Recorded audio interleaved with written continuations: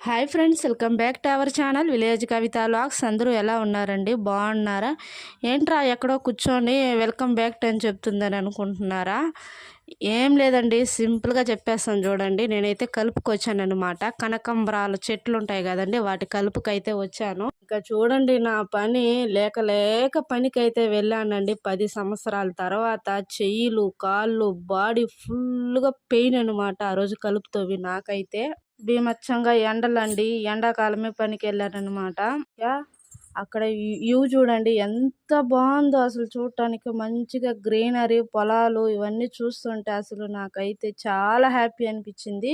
Morning 6 o'clockకి బయలుదేరానండి ఇంటికాడ. ఇంకా పొలంలోకి వెళ్ళేగాలికి 7 అయింది. 7 గంటల నుంచి తవ్వడం మొదలు పెడితే 12 గంటల వరకు చేసామండి.